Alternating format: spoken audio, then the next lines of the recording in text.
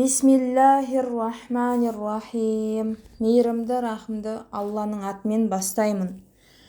Кейбір ақымақ адамдар оларды, Мұхаммед пен мұсылмандарды бұрынғы бет беріп келе жатқан құбыласынан, Байтул Мұқаддастан не нәрсе бұрып жіберді, дейді. Ей Мұхаммед, оларға айтып қой, шығыста, батыста төңіректің төрт бұрышы Алланікі. Алла қалаған адамын тура жолға салады деп. Адамдарға, бұрынғы үмметтерге куә болуларың үшін, пайғамбардың сендерге куә болуы үшін, біз сендерді осылайша бір үммет еттік. Сен бет беріп келе жатқан жақты құбыла етуіміз пайғамбарға ілескендерді сатқындық істегендерден айырып білуіміз үшін еді. Бұл Алла тура жолға салғандардан басқаларға шынында өте ауыр болды. Алла имандарыңды бұрынғы құбылаға қарап істеген құлшылықтарыңды зая жібермейді. Алла адам баласына аса күйімпаз, өте мейірімді. Ей Мұхаммед, сенің құбыла туралы бір уақи күтіп бетіңді аспанға қарата бергеніңді көреміз. Сондықтан сені сөзсіз өзің разы болатындай құбылаға беттетеміз. Намазда бетіңді Мәсжид әл-Харам жаққа бұр. Қай жерде болсаңдар да беттеріңді сол Мәсжид әл-Харам жаққа қаратыңдар. Кітап түсірілгендер құбыланың ауысуын Раббыларынан келген ақиқат деп біледі. Алла олардың істегендерін елеусіз қалдырмайды. Кітап түсірілгендерге барша дәлелді келтірсең де, олар сенің құбылаңа бағынбайды. Сен де олардың құбыласына бағынбайсың. Саған білім, уахи келгеннен кейін, олардың нәпсісіне тізгініңді берсең, сен сөзсіз залымдар қатарында боласың. Кітап иелері өз балаларын қандай таныса, оны пайғамбарды сондай таниды. Олардың бір тобы расында шындықты біле тұра жасырады. Ақиқат Раббыңнан келген, оған әсте шәк келтіруші болмаңдар. Әр адамның бет берген бір құбыласы бар. Жақсылыққа асығыңдар. Қайда болсаңдар да Алла бастарыңды бір жерге келтіреді. Алланың барлық нәрсеге құдіреті жетеді. Қай жерден жолға шықсаң да, намазда бетіңді Мәсжид әл-Харам жаққа қарат. Бұл шынында Алладан келген ақиқат. Алла сендердің істеріңнен ғапыл емес.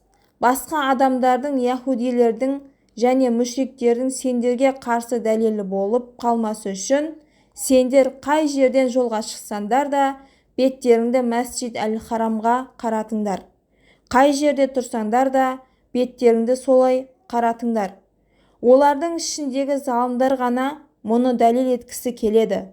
Олардан қорықпаңдар, менен қорқыңдар. Бұл құбыланы өзгертуімнің өзі де сендерге нығметтерімді толықтауым әрі сендердің тура жолмен жүрулерің үшін.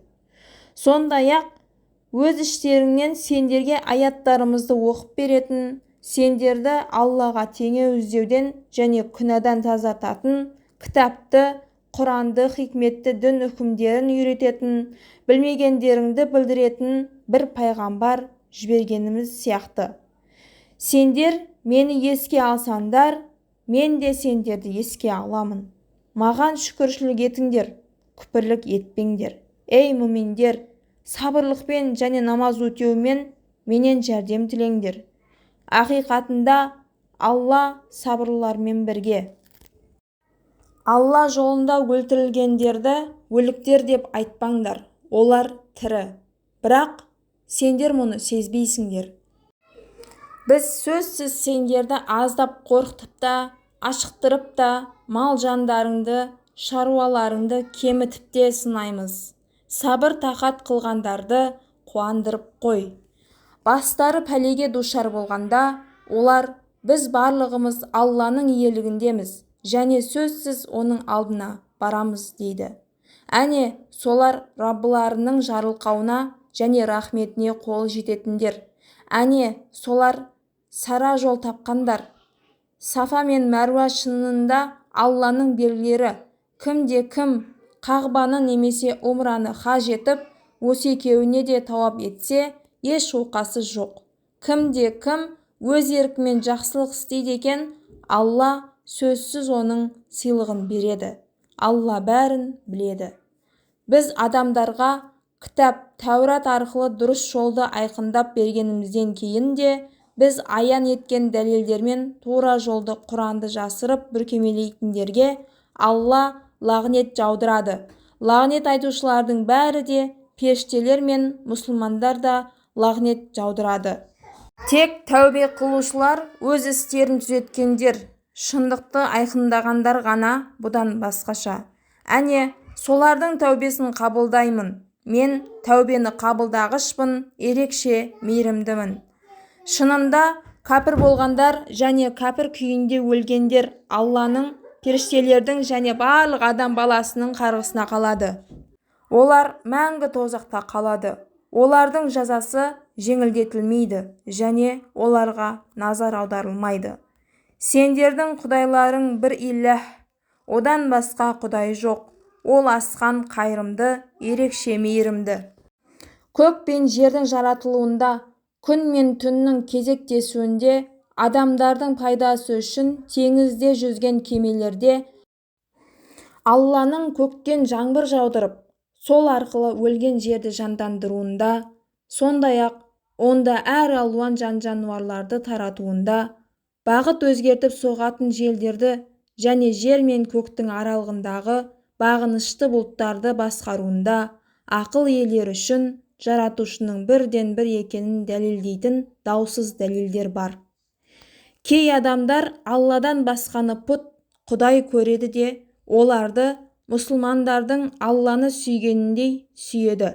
Бірақ мүминдер Алланы артықша сүйеді.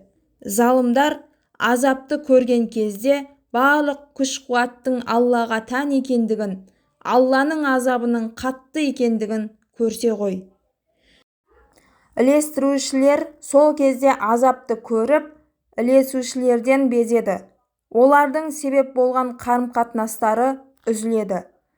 Ілесушілер әттең бізге бір рет дүниеге қайтар күн болса, олардың бізден безіп кеткеніндей, біз де олардан безер едік дейді. Алла олардың істеген істерінің өкінішін көздеріне солайша көрсетеді. Олар тозақтан шыға алмайды. Ей адамдар, жер жүзіндегі халал, пәк нәрселерді жеңдер, шайтанның соңынан ермеңдер. Өйткені ол сендердің әшкере дұшпандарың. Ол сендерді жамандыққа, жиіркенішті істерге, Алла туралы өздерің білмейтін сөздерді сөйлеуге жетектейді. Оларға Мекке мүшриктеріне Алла түсірген Құранға үйіңдар делінсе, олар жоқ, біз ата-бабаларымыздан қалған дінге ұйымыз дейді. Ата-бабалары еш нәрсе ұқпайтын, тура жолды таба алмайтындар болса да, олар солардың жолын қумақ па? Кәпірлерді үгіттеуің айғайды ғана естіп, сөздің мағынасын түсінбейтін малға айғайлағанмен бірдей. Олар саңырау, сақау, соқыр, ақиқатты естімейді, сөйлемейді, көрмейді. Сондықтан олар еш нәрсені түсінбейді.